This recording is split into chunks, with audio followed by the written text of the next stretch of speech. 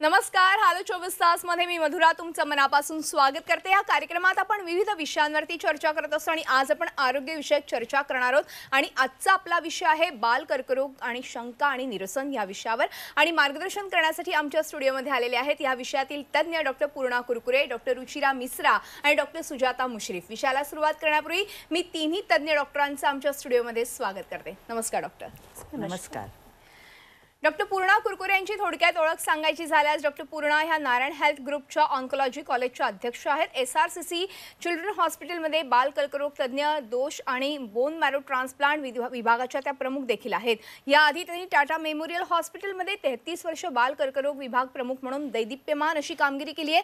कर्करोग बरा झाल्यानंतर मुलांवर थेरपीद्वारे होणाऱ्या परिणामांवर डॉक्टर कुरकुरे हा पुनर्वसन करतात. तर डॉक्टर रुचिरा मिश्रा यांची ओळख सांगायची झाल्यास त्या SRCC चिल्ड्रन हॉस्पिटलमध्ये बाल कर्करोग तज्ञ आहेत.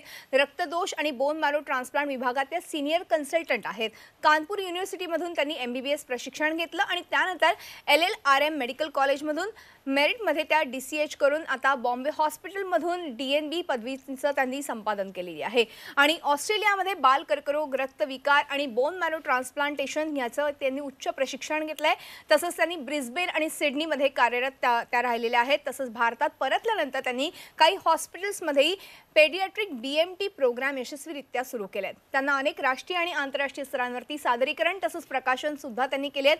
तर डॉक्टर सुजाता मुश्रीफ या SRCC चिल्ड्रन्स हॉस्पिटलमध्ये बाल कर्करोग, रक्त कर्कदोष आणि बोन मॅरो ट्रान्सप्लांट विभागात कन्सल्टंट आहेत. Doctor DY Patil medical college तसंच पुणे इथून त्यांनी MBBSचं प्रशिक्षण घेऊन त्या पदव्युत्तर झाल्यात. त्यानंतर त्या 8 वर्ष अमेरिकेमध्ये गेल्या आणि वेन स्टेट युनिव्हर्सिटीमध्ये इंटरनल मेडिसिन आणि पेडियाट्रिक्समध्ये MD ही पदवी त्यांनी संपादन केली आणि त्यानंतर बाल कर्करोग, रक्तविकार आणि बोन मॅरो ट्रान्सप्लांटमध्ये फेलोशिप प्राप्त केली आहे. लहान मुलांच्या ब्रेन ट्यूमर्सचे उपचार आणि संशोधन या विषयावर त्यांचा विशेष असा हातखंडा आहे. चला तर आज आपण बाल कर्करोग या विषयावरती विस्तृत चर्चा करूया ह्या तिन्ही तज्ञ डॉक्टरांशी. तेव्हा लगेच चर्चेला सुरुवात करूया. डॉक्टर पुन्हा एकदा स्वागत आहे. सगळ्यात पहिला प्रश्न मला डॉक्टर पूर्णा कुरकुरे तुम्हाला विचारायचा आहे.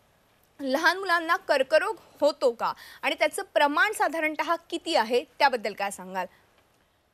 आपल्याला बहुतेक लोकांना एक कल्पना असते अथवा एक अनुमान असते की कर्करोग म्हणजे वयस्कर लोकांचा रोग, पण तसं नव्हे. लहान मुलांना पण कर्करोग होऊ शकतो आणि इतकं ते सामान्य नाही आहे. कॉमनली तुम्हाला सगळीकडे ते दिसणार नाही जसं मोठे लोकांच्या, वयस्कर लोकांच्या कर्करोग आपल्याला दिसून येतंय. तर किती आपल्याकडे होतं असं जर अनुमान केलंय तर सर्वात जास्त ते रजिस्ट्रीद्वारा आपल्याला त्याची माहिती मिळते. आणि अमेरिकेत असं आढळलं आहे की 15 मुलांना 1 लाख लोकसंख्यामध्ये होऊ शकतो. आपल्याकडे तसं कमी आहे कारण आपल्याकडे तशी रजिस्ट्री नाही आहे ज्याच्यामुळे ते कमी आढळले जातात. परंतु तरी सुद्धा जे काही आपल्याकडे आहे अनुमान की 5% सगळे कॅन्सरचे 5% कॅन्सर हॉस्पिटलमध्ये लहान मुलांचे होतात. आणि असे जर आपण सगळे मोठी कॅन्सर हॉस्पिटलच्या आपण घेतला अनुमान तर ते जवळजवळ 50 ते 60 हजार नवीन केसेस आपल्या देशामध्ये व्हायला पाहिजे दर एक वर्षी. परंतु त्यातले फक्त 10-15 हजार मोठे मोठे हॉस्पिटल जिथे ह्या ट्रीटमेंटची नाही ट्रीटमेंटची सगळी आहे, इन्फ्रास्ट्रक्चर व्यवस्था आहे, तिथे पोचतात. म्हणजे तुम्ही बघू शकतात की 20 ते 25% मुलं पोचतात आणि बाकीचे मुलांचं डायग्नोसिस पण होत नाही, ट्रीटमेंट पण होत नाही. आणि म्हणूनच याविषयी जागरूकता आणणं हा फार गरजेचं आहे. खरंय. आता तुम्ही फार महत्त्वाचा मुद्दा उपस्थित केला. जागरूकता आणणं फार महत्त्वाचं आहे कारण की बऱ्याचदा कॅन्सर हा झालाय हे लक्षात येत नाही. आणि डॉक्टर सुजाता मला तुम्हाला ह्याच अनुषंगाने प्रश्न विचारायचा आहे कारण की लहान मुलांमध्ये जर कर्करोग असेल तर त्याची काही लक्षणं आढळतात का आणि मग ती प्रामुख्याने कोणती असतात आणि त्याचबरोबर जर ही लक्षणं आढळली तर निदान कसं करायचं आणि त्यानंतर उपचार कसे करायचे त्याबद्दल काय मार्गदर्शन करायचं? आता फार कमीदा असं होतं की एखादा सिम्पटम किंवा एखादी खूण दिसते ज्याने आपण म्हणू शकतो की लहान मुलाला कर्करोगच आहे सुरुवातीला. बहुतेक सगळ्या गोष्टी असतात त्या साधारणतः होणाऱ्या आजारांच्याच लक्षणं असतात. बरोबर. जसं ताप येतो, डोकं दुखतं, खोकला येतो किंवा कुठेतरी बरेच दिवसाचं वजन कमी होतं किंवा अशा गोष्टी. पण काही काही गोष्टी असतात ज्याच्यानी आपण बालकांनी किंवा त्यांना पहिल्यांदा बघितलेल्या डॉक्टरांनी कर्करोगाचा विचार केला पाहिजे. जसं ताप आला तर संसर्गजन्य गोष्टींनी जर ताप आला असेल, जसं टायफॉइड आहे, मलेरिया आहे, तर तो ऍटलिस्ट ते टेस्टमध्ये दिसलं पाहिजे चाचण्यांमध्ये, किंवा ताप बरा झाला पाहिजे. पण आता 2 आठवडे झाले, 3 आठवडे झाले, टेस्टमध्ये काहीच येत नाही पण ताप येत राहतोय, हे लक्षण असेल तर त्याच्याकडे जास्ती लक्ष देणं गरजेचं आहे. बरोबर. दुसरी एक महत्वाची आहे, डोकं दुखतंय. लहान मुलं सांगत नाहीत डोकं दुखतंय, सहसा सांगत नाहीत. डोकं दुखतंय तर प्रत्येक डोकं दुखणं हे ब्रेन ट्युमर किंवा मेंदूच्या ट्युमरचं लक्षण नसतं. पण असं डोकं दुखतंय ज्यांनी रात्री त्यांना जाग येते, असं डोकं दुखतंय त्याच्याबरोबर उलटी होते किंवा उलटी झाल्यावर बरं वाटतं किंवा ते डोकं दुखण्याची तीव्रता वाढत जाते, वेळ आणि तीव्रता वाढत जाते, तर तशा वेळेस खूप गरजेचं आहे बघणं की हे कशामुळे होतंय, की स्कॅन करण्याची गरज आहे तेव्हा. किंवा तिरळं बघायला लागतो मुलगा, किंवा चालताना दारू प्यायल्यासारखं चालल्यासारखं वाटतं, बोलताना तोत्र बोलायला लागतो अचानक, तर ह्या गोष्टी आहेत. वयाप्रमाणे ते बदलू शकतात थोडे, पण हे डॉक्टरकडे जाऊन डॉक्टर समजू शकतो. वजन कमी होतंय, जेवण कमी होतंय, बरेचदा मुलांच्या पोटातले ट्युमर जसे किडनीचं किंवा लिव्हरचे ट्युमर असतात ते आईला असंच आंघोळ घालताना लक्षात येतात, त्रास काहीच होत नसतो, आंघोळ घालता घालता फील होतं. त्यामुळे आयांनी एखादी गाठ किंवा सूज वाटते किंवा कुठेतरी अचानक फुलनेस वाटतो, भरीवपणा वाटतो, तर अशा वेळेस लक्ष देणं फार गरजेचं आहे. बरोबर. एक कॉमन हे आहे रेटिनोब्लास्टोमा म्हणतात, जो डोळ्याच्या मागच्या पडद्याचा ट्युमर असतो, लहान मुलांमध्ये बघितला जातो. तर तेव्हा डोळ्याच्या बुबुळात जेव्हा आपल्याला ब्लॅक हे दिसायला पाहिजे, काळं दिसलं पाहिजे, तिथे पांढरा बिंदू दिसतो. किंवा म्हणजे थोडक्या भाषेत सांगायचं तर मांजरीचे डोळे कसे चकाकतात ना, तशी लहान मुलांचे डोळे चकाकतात. मग तशा वेळेस डोळ्याच्या डॉक्टरकडे जाणं खूप गरजेचं आहे. तर असे काही हे लक्षणं आहेत जी दिसली की लक्ष देण्याची गरज असते. आणि अशी लक्षणं दिसली की डॉक्टरनी ॲज वेल एज आईबाबांनी जवळच्या पिडियाट्रिशियनकडे घेऊन जा, ते मार्गदर्शन करतील की पुढे कुठे जायचंय. इंडियन अकॅडमी ऑफ पिडियाट्रिक्स आणि ह्याच्यात असे खूप पिडियाट्रिक हिमेटॉलॉजी ऑन्कॉलॉजी ग्रुप जो आहे इंडियन अकॅडमी पिडियाट्रिक्सचा, त्यांनी खूप आम्ही हे जागरूकता निर्माण करायचा प्रयत्न करतोय.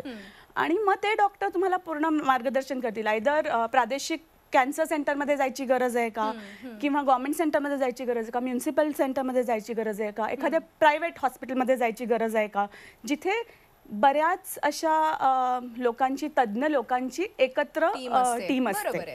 सो असं मार्गदर्शन होतं. SRCC मध्ये हेच मल्टी स्पेशालिटी हॉस्पिटल आहे आणि इथे पण अशी तज्ञ लोकांची टीम आहे. आणि ज्यांना कोणाला खरं तर ह्या सगळ्या संदर्भातले काही प्रश्न असतील तर खाली दिलेल्या हेल्पलाईन नंबरवरती तुम्ही संपर्क साधू शकता. मला डॉक्टर रुचिरा मिश्रा यांच्याकडे जायचं आहे. डॉक्टर, आत्ता आपण खरं तर ह्या कर्करोगाबद्दल जाणून घेतलं, लक्षणं काय असतात, साधारणतः कुठले कुठले कर्करोग होण्याचे चान्सेस लहान मुलांमध्ये असतात.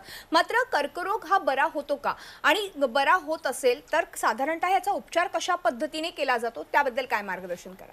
सो लहान मुलांच्या कर्करोग बड़ा माणूसच्या कर्करोगमध्ये खूप फरक असतो. बरोबर. सबसे बड़ा फर्क ये है की जो लहान मुलांच्या कर्करोग आहे हे पूर्णपणे बरं होऊ शकतं.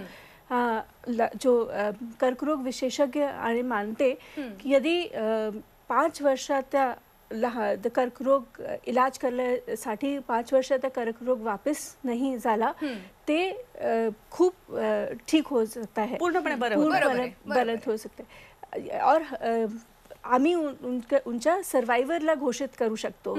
सो हे बड़ा फर्क आहेत. इलाज जो है वो 3 प्रकारचा आहे. बरोबर. ओके.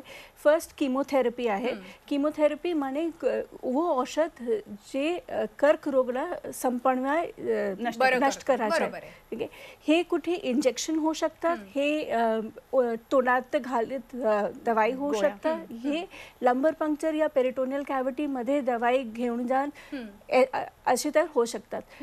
दूसरा प्रकार आहे रेडियोथेरेपी यानी सिकाई, वे एक्सरेज और रेडिएशन से कर्करोग खत्म करना चाहत. एंड तीसरा है शल्य चिकित्सा आणि सर्जरी. हे तीनों प्रकार इलाज करतात। चौथा है बोन मैरो ट्रांसप्लांट्स। अगर रिलैप्स हुआ, किसी भी वजह से रिलैप्स अगर होता है, तो फिर बोन मैरो ट्रान्सप्लांट ही एक प्रकार आहे जिथे उपाय कर्करोगला संपूर्ण करा बरोबर। हां, म्हणजे त्याच्याने खूप चांगला फरक पडतो म्हणजे, आणि अर्थातच म्हणजे लहान मुलांचा जर कर्करोग असेल तर नक्कीच तो पूर्णपणे बरा होऊ शकतो। आपल्याकडे वेगवेगळे खरं तर उपचार पद्धती आहेत, अत्याधुनिक उपचार पद्धती आता आपल्याकडे येऊ घातलेल्या आहेत। मला हे विचारायचं, बऱ्याचदा असं होतं की लहान मुलांचा कर्करोग होतो तेव्हा बऱ्याचदा आई वडील थोडेसे नर्वस होतात, कारण की हा वेदनादायी आहे का आजार, हा एक मोठा प्रश्न असतो, कारण की लहान मुलांना समजत नसतं आपल्याला किती वेदना होत आहेत। मग ह्या अनुषंगाने हा वेदनादायी असतो का आजार, त्याबद्दल काय सांगाल, आणि खर्चिक असतो का? बरोबर, खूप महत्त्वाचे प्रश्न आहेत आणि ह्याच्यावर खूप आधारित असतं की ट्रीटमेंट घेतील का आई वडील किंवा फॅमिली किंवा आजी आजोबा, जे आपल्या फॅमिली पद्धतीत खूप मोठा वाटा असतो त्यांचा डिसिजन्समध्ये, आणि ते घ्यायचे विचार केला तरी ते घेऊ शकतील का, हा दुसरा पैशाची गोष्ट येते तेव्हा। बरोबर। तर वेदनादायी असतो म्हणजे अनलेस तुम्ही जेव्हा आंघोळ घालताना ते बघता किंवा काही छोट्या कारणाने निदान होतं तेव्हा वेदनादायी नसतं, पण बरेचदा उशीर झालेला असतो डायग्नोसिसमध्ये, ते वेदनादायी असतं। आणि पण औषध सुरू झाल्यानंतर ऑलमोस्ट 2 किंवा 3 दिवसात त्या वेदना कमी होतात आणि ते खूप त्यांना उत्स्फूर्तता देते, म्हणजे आई वडिलांना सुद्धा की बरं वाटतंय मुलाला। दुसरं वेदनादायी प्रकार म्हणजे हॉस्पिटलमध्ये येणं, सारखं यायला लागतं, चाचण्या करायला लागतात, IV घालायला लागतं, औषधं द्यायला लागतात। पण ह्या काही गोष्टींची वेदना कमी करायला, भीती कमी करायला आता आमच्याकडे PICC लाईन म्हणतो किंवा पोर्ट म्हणतो, म्हणजे एक डबी बसवली जाते छातीच्या इथे, जी सारखं आपल्याला IV लावायला लागत नाही, त्याच्यातनं चाचण्या करता येतात, औषधं देता येतात, किमोथेरपी देता येते, सगळं देतात, रक्त द्यायला लागतं, पण तरी त्यांना खूपदा यायला लागतं। तर ते त्यांना सुरुवातीला वाईट वाटतं, पण असं जेव्हा लहान मुलांवर केंद्रित असलेलं हॉस्पिटल असतं की सगळा स्टाफ त्या लहान मुलांना बरोबर घेऊन करतो, सगळ्यांचं एक रिलेशनशिप निर्माण होते, एक फॅमिली सारखं होतं थोडं, तर मग 2-3दा येऊन गेल्यानंतर ते तसे आनंदित असतात। बरोबर, असं काही अगदी दुःख राहत नाही तसं। आणि एक असं आशा असते की आता आपले मूल बरं होणार आहे, हे फार महत्त्वाची आशा असते। सुरुवातीलाच फरक जाणवायला लागला की ते त्यांना जाणवायला लागतं। सगळ्या आईबाबांना वाटतं एवढ्या लहान मुलांना किमोथेरपी कशी देणार तुम्ही, पण आमच्या इथे नवजात शिशूंना पण द्यायची हे असते, कारण त्या प्रकारे आमची शिक्षण झालेलं असतं त्याच्यासाठी, आणि त्या एक्सपर्टीज असते, त्यांची काही गरज पडली तर अतिदक्षता विभाग असतो, बाकी सगळ्या गोष्टी असतात, त्यामुळे ते करता येतं। आणि लहान मुलं खरं तर आश्चर्यचकित करतात, इतक्या चांगल्या प्रकारे टॉलरेट करतात। मोठ्या माणसांना डोक्याला रिस्पॉन्स देतात, आणि मोठ्या माणसांना खूप डोक्याला विचारांमुळे टेन्शन असतं, ते लहान मुलांना नसतं, त्यांना बरं वाटलं की ते खेळतात। बरोबर। आणि दुसरा प्रश्न तुम्ही अजून एक विचारलात मला, तो म्हणजे खर्चिक असतो का? कारण की बऱ्याचदा असं होतं की कर्करोगासारखा आजार म्हटल्यावरती थोडासा म्हणजे प्रत्येक पालकांना टेन्शन येतच की बाबा आता किती खर्च होणार आहे, काय होणार आहे, त्याबद्दल खर्चिक असतं, कारण ज्या चाचण्या करायच्या असतात त्यांना खर्च असतो, पहिले निदान होताना ज्या चाचण्या कराव्या लागतात त्या आम्हाला सगळ्या परिपूर्ण करायला लागतात। किती मोठा प्रॉब्लेम आहे, कुठपर्यंत पसरला आहे, हे जेव्हापर्यंत कळत नाही तोपर्यंत आपण त्याला बरोबर अवजारांनी औषधं देऊ शकत नाही, तर तो पार्ट एक महत्त्वाचा पहिला खर्चिक असतो। आणि पण ते खर्चामुळे ट्रीटमेंट होऊ नये असं नाही, कारण योजना आहेत, संस्था आहेत, खूप दानशूर लोक आहेत जी मदत करतात, आणि ही ट्रीटमेंट जर बघितलं तर पूर्ण बरं होण्यासाठी करतोय, त्यांचं पूर्ण आयुष्य पुढे असतं, त्यामुळे खर्चापोटी होऊ नये, आणि एवढा काही मोठा नंबर नाहीये की खर्चापोटी होऊ नये ही ट्रीटमेंट। आणि शेवटी आपलं मूल आपल्या जवळ असणं आणि ते बरं होणं हेच किती महत्त्वाचं असतं। अनेक पालक असा हा विचार करतच असतील की खर्च बाजूला ठेवूया, आधी आपल्या मुलाला व्यवस्थित ह्याच्यातून बाहेर पडू द्यावं, कारण की आणि आता एवढ्या अत्याधुनिक ट्रीटमेंट्स आलेले आहेत की लवकरात लवकर ह्या ट्रीटमेंट्स घेतल्या तर नक्कीच त्याचा फायदा होतो, आणि बाल कर्करोग तर लवकरात लवकर बरा होणारा आजार आहे।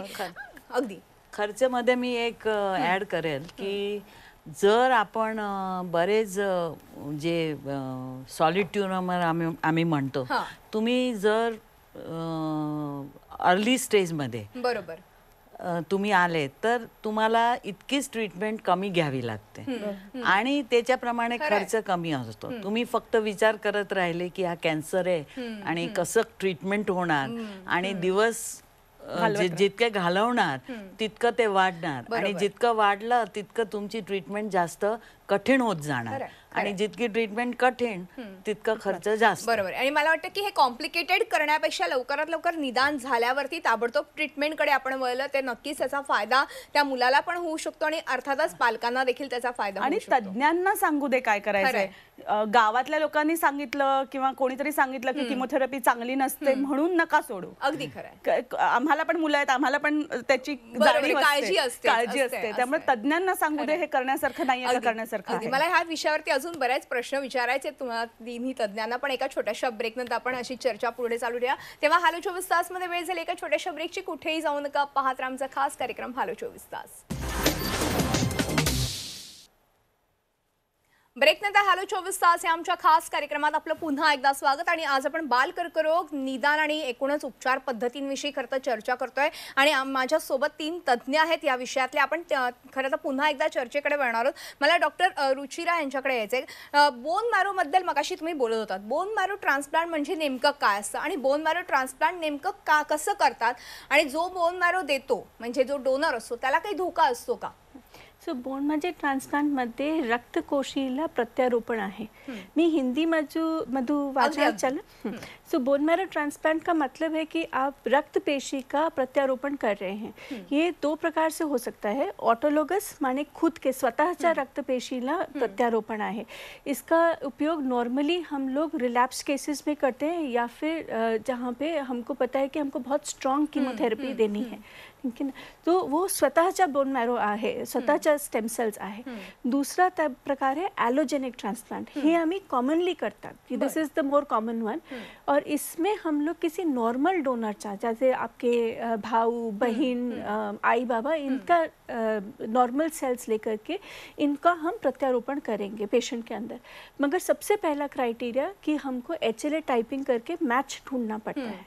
उसके बाद पेशेंट में हम कीमोथेरेपी देते हैं, स्ट्रॉन्ग कीमोथेरेपी, जिससे कि हम उनका बोन मैरो बिल्कुल खाली कर दें और फिर ये नए सेल्स को हम एक नॉर्मल ब्लड ट्रांसफ्यूजन की तरह पेशेंट को देते हैं. बोन मैरो ट्रांसप्लांट में कोई सर्जरी नहीं है. सो इट्स कोई डर नहीं है कि आपका लिवर का एक पार्ट निकाल देंगे या हम किडनी निकाल देंगे. आपका नॉर्मल सेल्स को ही निकालते हैं और उनको प्रत्यारोपण करते हैं. फिर करीब 10 से 14 दिन वेट करना पड़ता है जैसे ये सीड्स सेल्स बढ़ें. बिल्कुल उसी तरह जैसे आप खेत में जाते हैं तो आप किसी खेत को पहले साफ करते हैं पूरा, फिर उसमें बीज डालते हैं और फिर प्लांट्स को बढ़ने के लिए वेट करते हैं आप. तो वही प्रकार एक बोन मैरो ट्रांसप्लांट है. हम सीड्स डालते हैं, हम स्टेम सेल्स डालते हैं और फिर उनको उगने का वेट करते हैं हम. पेशेंट के लिए काफ़ी खतरनाक प्रोसेस है मगर डोनर के लिए ये बिल्कुल खतरनाक नहीं है. हम लोग उम्मीद करते हैं कि पेशेंट जो है, मतलब खतरनाक प्रोसेस तो है मगर पेशेंट जो है ऑलमोस्ट 1 साल के बाद सारी दवाइयों से हम हटा पाएंगे उनको दवाइयों को और वो बिल्कुल एक साधारण मानुष की तरह आपके बीच में घूम रहा होगा. आप बता ही नहीं सकते कि इनका कभी ट्रांसप्लांट हुआ भी है, ना इनको जीवन भर कोई दवाई लेने का ज़रूरत है. जहाँ तक डोनर की बात आती है, डोनर के लिए ये बिल्कुल ही सेफ प्रोसीजर है. बिल्कुल कोई मुश्किल नहीं है, कोई धोखा नहीं है इसमें. हम लोग 4-5 दिन के लिए नॉर्मली एक इंजेक्शन देते हैं जिससे स्टेम सेल्स खून में बढ़ते हैं. फिर खून से या फिर आपकी हिप बोन से जो माड़ाची बोन है वहाँ से हम लोग स्टेम सेल्स कलेक्ट करते हैं और उसको पेशेंट को देते हैं. तो डोनर को इसमें कोई नुकसान है ही नहीं उसको. बरोबर. किसी और की जीवन बचाने का ये एक बहुत ही आसान तरीका है. सो अगर कोई डोनर बनता है तो उनको कभी भी पीछे नहीं हटना चाहिए. उनको हमेशा ये कहना चाहिए कि हाँ मैं बहुत आसान तरीके से, जैसे मैं ब्लड ट्रांसफ्यूजन के लिए जा रहा हूँ ऐसे ही मैं एक बोन मैरो ट्रांसप्लांट डोनर बनने जा रहा हूँ.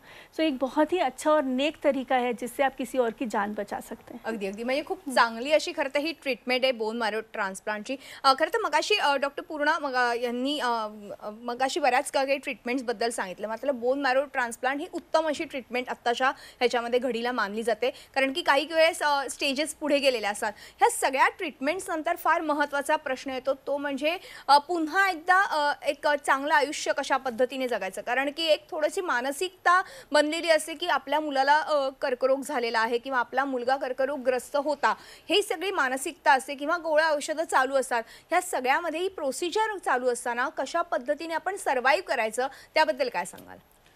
मी एक सांगेल की लहान मुलांचे कर्करोग पूर्णपणे बरे होतात आणि हा प्रकार जो आहे तो वयस्कर प्रमाणे नाहीये. वयस्करमध्ये आपण कॅन्सर कंट्रोल करतो, पण ते लहान मुलांचे कॅन्सर आपण क्युअर करतो. आणि म्हणून जे याच्यातून बाहेर पडलेले आहेत त्यांना एक सामान्य नागरिक सारखे वागवले पाहिजे. हा महत्वाची गोष्ट आहे. आणि त्यांच्यावरती आपण नजर ठेवतो की त्यांचे रोग, पण 5 वर्ष नंतर, डायग्नोसिस पासून 5 वर्ष नंतर हा रोग परत येणं फार कठीण आहे. परंतु इतकंच खरं आहे की जे आपण ट्रीटमेंट दिली त्याचे काही दुष्परिणाम मानसिक आणि शारीरिक दोन्ही काही ते मुलांच्या वरती होतं की नाही. आणि याच्यासाठी आपण नेहमी त्यांना बघावं, हा सर्वायव्हर्सना आपण फॉलो करावं आणि तसं करूनच आपण त्यांची काळजी घेऊ शकतो. आणि त्याच्यासाठीच आम्ही ट्रीटमेंट पश्चात पण क्लिनिकमध्ये त्यांना यावं, ज्यांना आम्ही after completion of therapy ACT clinic म्हणतो, त्याच्यामध्ये त्यांनी यावं.